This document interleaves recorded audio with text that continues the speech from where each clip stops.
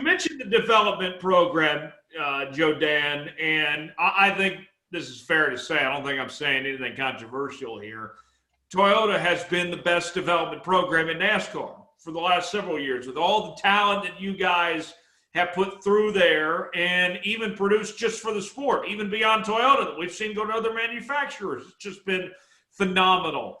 What is it that's attracting you guys to get these top racers to come through your program? Is it what you guys are offering? Is it the drivers coming to you? How are you guys bringing in this top talent?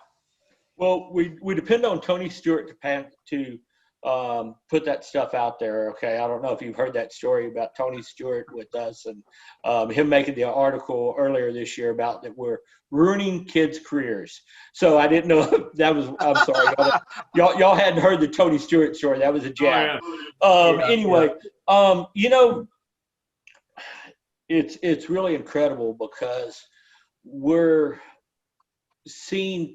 got a guy that goes around to the midget races, the late model races, and we're constantly keeping track on people around the country, kids, and I mean literally kids. Jesse Love's one that last year he won the ARCA champion, I think ARCA West or something like that championship at Phoenix, and we've actually been keeping track on him for 2-3 years prior to that, when he was just he was whipping everybody's butt in the late models out on the West Coast. And Jack Irving, our guy that keeps up with it, you know, he told me about Jesse with that. And Gracie Trotter's another one that has really done good out of Houston. You know, so we try to keep track on a lot of people with that, and not all of them make it. You know, it's a tough deal. But you turn around and you look at it, and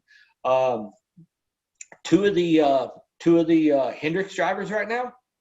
I'm just thinking of two of them. Let's see, who's the other one? We got Bowman and William Byron. Both of those are Toyota development drivers. Okay. Then Kyle didn't come through it, but he races Toyotas. Kyle Larson, he races Toyotas in his midget. You know, so there's a lot of those guys that come through our thing. But you know, even more than that, and it's kind of funny because not only do we create drivers, and we create good drivers, but good people, okay? And that's one of the things with Coach Gibbs. But also, if you turn around and you look at the pit boxes, Todd Gordon, Paul Wolf, both of them came through our program. That's two Penske top guys. Wow. Rudy Frugal, Cliff Daniels from Hendricks, both of those came through our program. So we have crew chiefs that come through also. Rodney Childers, when he went to Harvick, that was one of his big things. He went over there to Ford, and then he goes, y'all are doing it wrong. This is what we need to do, and based it off of what he learned with Toyota at MWR. You know, so we're touching so many people in the sport, not only drivers, but crew chiefs and team members, and changing the way that people look at the sport. It's really, you know, an honor to be part of it because of the way our approach of it and the way that we try to make sure that we don't, you know we don't have a place for everybody, but it doesn't matter. If you're there right now, you're us. And that's what we want to do. Joe Dan, you mentioned Arkansas earlier, so I got a football comparison for you. All right. You guys are Alabama. Alabama football is what you are. You get the best talent. They come through your system, and not everybody's good enough. Some guys miss the cut. Some guys transfer and find a great home elsewhere, and it didn't work out. But you know what? They still got another opportunity to go be an All-American or something, you know, like that. I mean, it's not – I don't fault you guys at all. This is what I would counter to Tony Stewart in saying that, hey, it's not your fault that you guys are just the best recruiters out there, that you find the best talent. That's not your fault. You guys are just doing your jobs. You're better at it than anybody. Yeah, and that's just it. Our guys do their job. Our guys do their job very well. You know, but also with that, we give them the tools to succeed. Right. You know, it's a whole deal. It's a package thing. We find great people, but also on top of it, you know, we make sure that we don't treat anybody any different. We've got a group right now, Sam Hunt Racing. in Xfinity.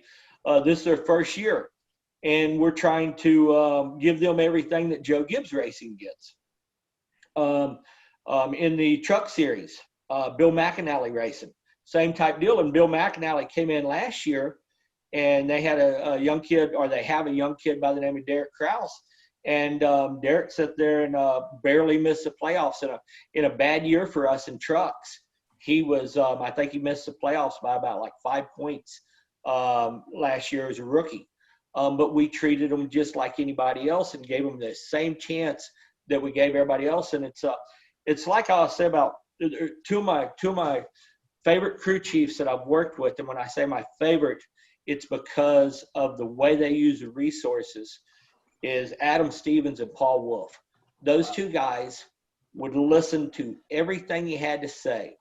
They would absorb everything that anybody in our system told them, but they were smart enough to understand what to take and apply and what to throw out and not use, and that was just it. They were the open-minded guys that would listen, but also they were smart enough to use it like a good coach does. He's sitting there listening to all his assistants. He's listening to all his players, and then he's figured out how he wants to apply them and to be successful. And that's where those guys are, and that's probably one of the most impressive. And that's what we try to do. We try to give every single team, no matter who they are, everything we possibly can and see how they're able to use it. Because out of that, you're going to find that grain of sand that's going to come into a pearl, Heck, Eric Jones, outstanding talent, great driver.